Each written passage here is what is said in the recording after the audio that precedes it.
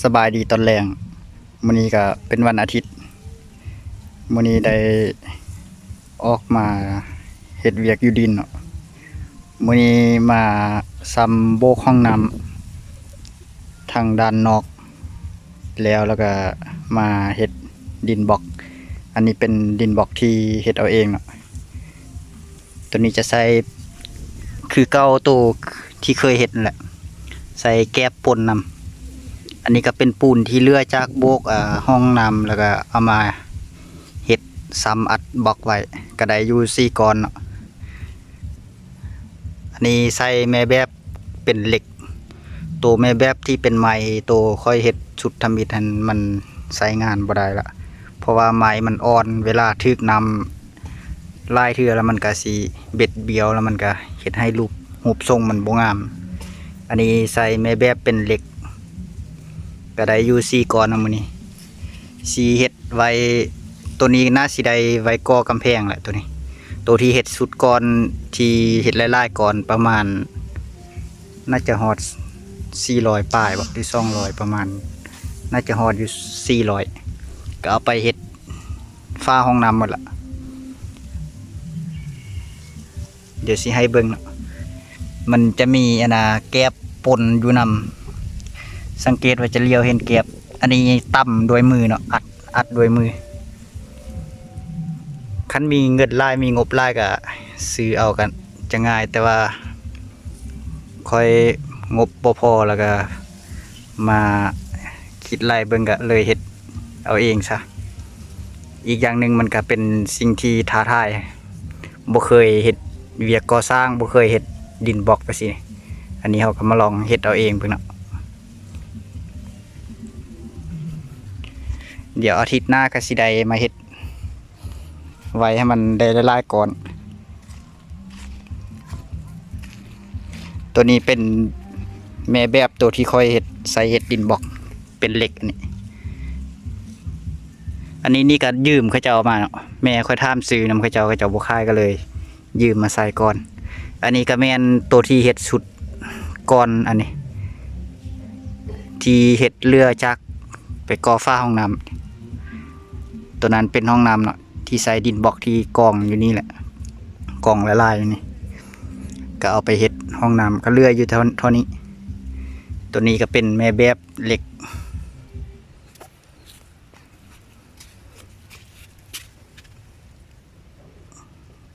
หลังจากเฮ็ดแล้วเราก็ล้างไว้อย่างดีเนาะเพราะว่า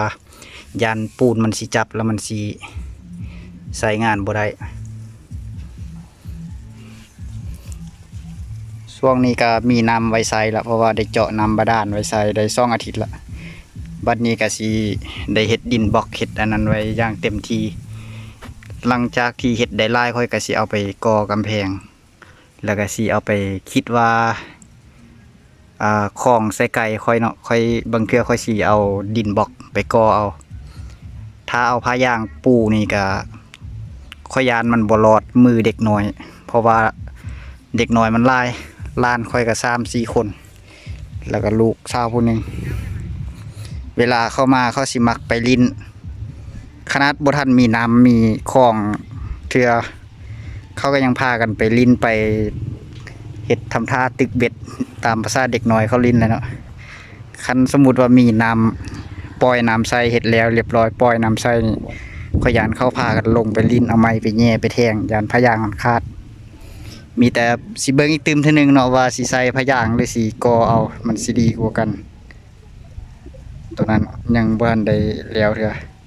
เบื้องที่จะเฮ็ดของใส่ไก่อันนี้ก็เป็นบรรยากาศตอนแรงประมาณ4:30แล้วเนาะตอนนี้เฮ็ดดินบล็อกแล้วอาบน้ำแล้วค่อยก็มาถ่ายคลิปไว้เบิ่ง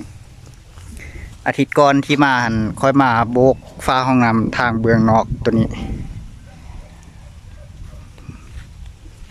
ค่อยมาโบกทางเบื้องนี้เนาะโบกเบื้องนี้กับทางขอบนี้แล้วก็มาอาทิตย์นี้ค่อยมาสำโบกฝ้าทางนอกทางข้างตัวนี้อันนี้ก็เลือกพื้นที่อยู่ประมาณ50เซนมันโบกค่อยบ่ได้โบกจำเนาะเพราะว่าพื้นที่มันแคบ โบกบ่สะดวกก็เลยได้เฮ็ดอยู่แต่ครึ่งหนึงกายครึ่งขึ้นเมือเนาะยังบ่ทันได้แห้งเด้อเห็นบ่มันจะเป็นแบบนี้อันนี้ก็โบกเอาเองเฮ็ดเอาเอง แล้วก็ทางด้านล่าง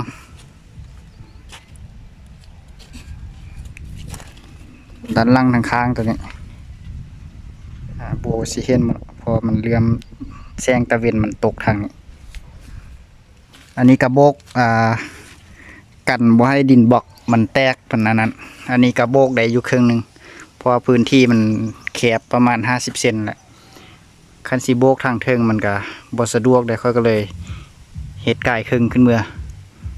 ก็เลื่อยอยู่ทอนอันนี้ก็สีปะบางเทื่อได้ก่อกำแพงแล้วได้เฮ็ดมางหัวได้เฮ็ดกำแพงบางเทื่อก็สิโบกพร้อมกับก่อกำแพงไปเลยเพราะว่าคันสิโบกตอนนี้มันบ่มีพื้นที่ขึ้นมันก็เลยยากค่อยก็เลยเฮ็ดแต่ทางได้ครึ่งหนึงก็ถือว่าแล้วซ้ำนี้ละห้องน้ำค่อย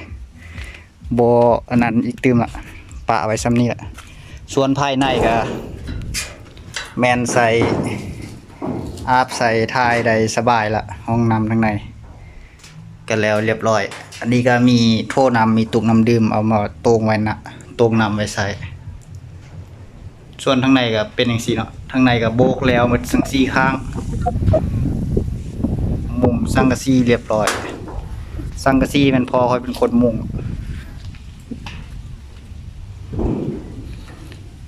มื้อนี้พ่อค่อยก็มาซ้ำมุงต่อออกอีกตื่มทางนี้เพราะว่ามันเรืออยู่มันห้องตัวนี้มื้อนี้เรามาก็ซ้ำแปลงตัวนี้ให้แล้วอาทิตย์หน้าค่อยก็สิได้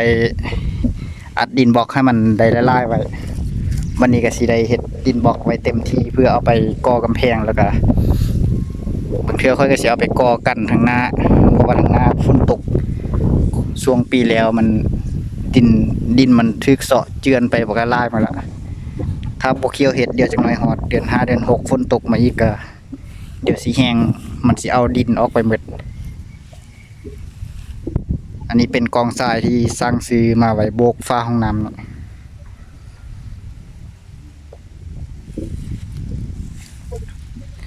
อันนี้ก็เป็นบรรยากาศช่วงตอนแรงเดี๋ยวสิพามาเบิ่งเครื่องปลูกพวกนี้นี่พ่อค่อยกับแม่ค่อยก็ทยอย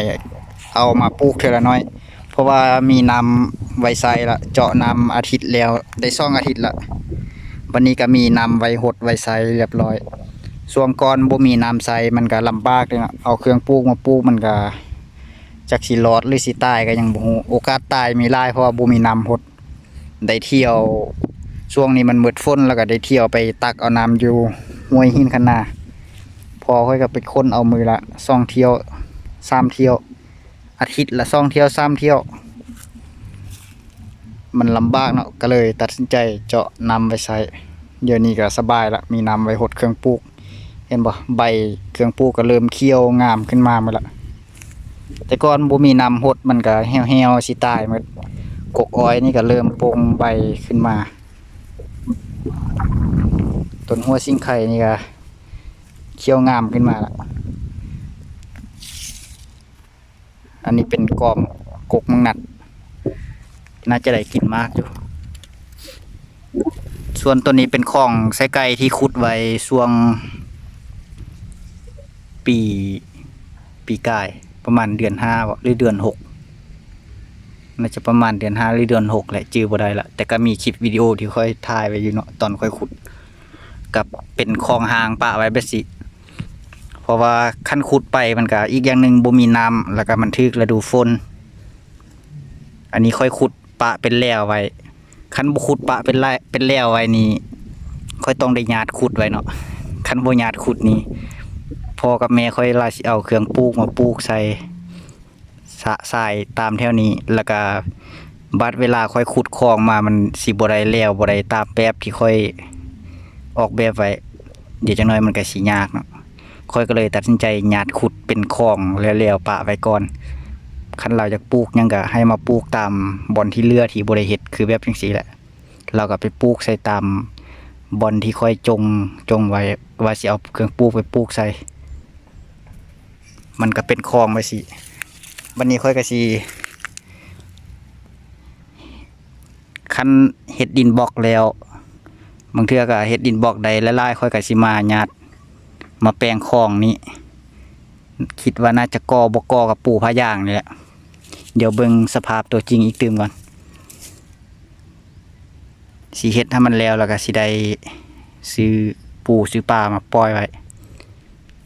อันนี้ค่อยก็อยากเฮ็ดมาแต่โดนแล้วเนาะก็มีโอกาส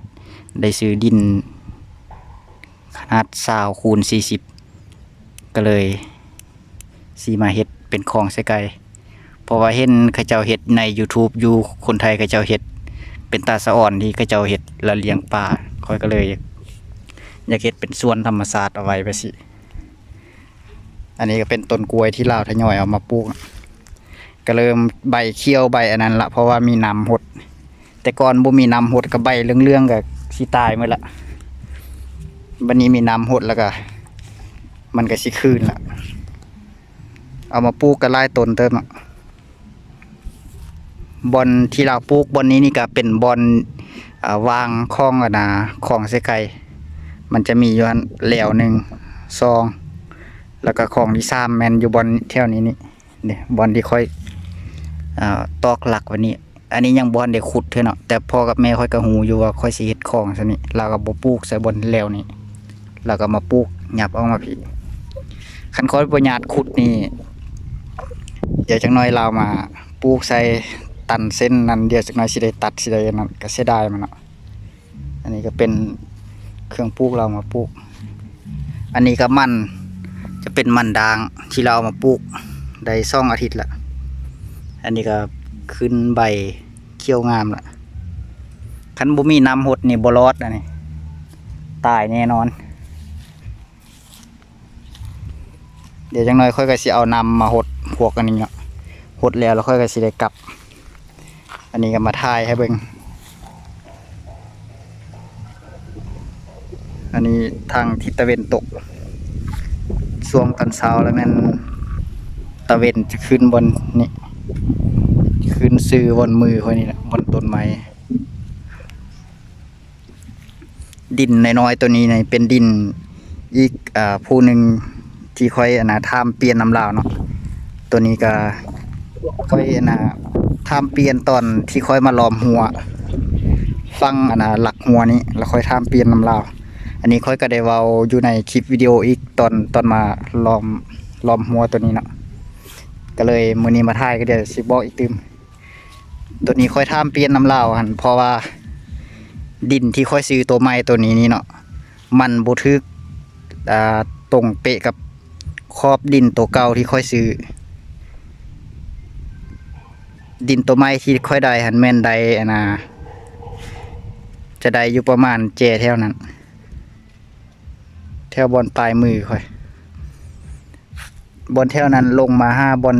แล้วดินของเราทางสุดเบื้องนี้ซึ่งมันจะเลื่อยอยู่บอนวางอยู่บอนมาประมาณ5 เมตรนี่แหละมันเลื่อนน้อยโพดค่อยก็เลยบ่พอใจบ่อยากได้ไปซั่นค่อยก็เลยทำเปลี่ยนเพราะว่าดินตัวเก่าของเราผู้นี้เราจะได้อยู่แต่บอนประมาณ5 เมตรแจนี้ขึ้นมือทางนั้นขึ้นไป5บอนแจกกเศร้าตัวนั้นค่อยก็เลยทำเปลี่ยนน้ำเราให้เรามาเอาทางลุมค่อยเอาทางนี้เมื่อมันก็เลยได้พื้นที่เพิ่มขึ้นอีกตื่มจากตัวเก่าถึงจะบ่ได้ตรงเป๊ะกับแล้วตัวเก่ามันก็ยังดีกว่าที่บ่ได้เปลี่ยนน้ำลาวเนาะก็เลยเป็นเหตุผลที่ว่าค่อยทำเปลี่ยนน้ำลาวแล้วเราก็ใจดีกับเราให้เปลี่ยนเราก็บ่ได้ลายเรื่องยังเราก็เปลี่ยนเพราะว่าเราเปลี่ยนมาทางนี้มันจะได้ไกลกับหนทางใหญ่ตัวนั้นบนกกเสาไฟฟ้าตัวนั้นขึ้นมานี่ก็เจอดินเราเลยเราก็น่าจะดีใจเพราะว่าได้ดินไกลทางตื่มคันเราบ่เปลี่ยนเราจะได้ขึ้นไปถึงให้เราเปลี่ยนมาตัวนี้ค่อยก็บ่สนใจไปว่าอยู่ไกลทางหรือบ่ไกลค่อยสนใจอยู่บอนอยากให้ดินตัวเก่ากับดินตัวใหม่นี่มันมีพื้นที่สอดคล้องกันหลายที่สุดนะถึงจะบ่ได้ตรงกันเป๊ะๆกับยามันนะอันนี้ค่อยก็ทำเปลี่ยนน้ำเราก็เลยได้ พื้นที่ดินเป็นแบบสิตามที่เห็นปัจจุบันนี่แหละส่วนบอลที่เรือตัวนี้นี่เรือจากบอลเห็ดของไสไก่นี่ค่อยก็คิดว่าเบิ่งสภาพตัวจริงเทื่อสิเฮ็ดเป็นสระลอยน้ำไว้ให้เด็กน้อยเฮ็ดสไตล์สระลอยน้ำเรือสิเฮ็ดเป็นแบบน้ำตกไหลมาหาบอลของไสไก่เดี๋ยวสิท่าเบิ่งอีกตื่มเนาะสิเฮ็ดให้มันเป็นสไตล์แบบธรรมชาติหลายที่สุดเป็นแบบน้ำห้วยน้ำอันนั้นดินโตที่ค่อยทำเปลี่ยนน้ำลาวหั่นจากหลักหัวตัวนี้มาประมาณกายต้นมักซิดามาหน่อยหนึงเพื่ออาจจะอยู่บนกกต้นมักซิดานี่เลย แล้วมันจะเป็นพื้นที่น้อยไปสิค่อยก็เลยบ่มักก็เลยตัดใจขอทำเปลี่ยนน้ำลาวก็เลยได้พื้นที่ดินแบบสิเลยออกคันมาฮันกระยามันบ่ได้ตรงกันเป๊ะกระยาได้ซ้ำนี้ก็พอใจละ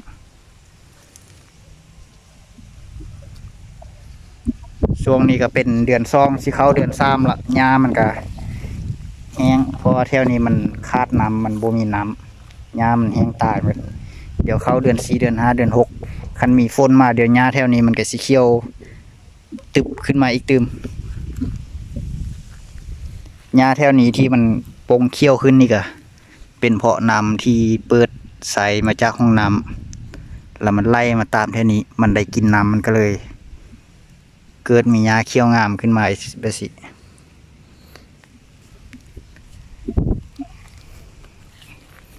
เดี๋ยวมื้อนี้ก็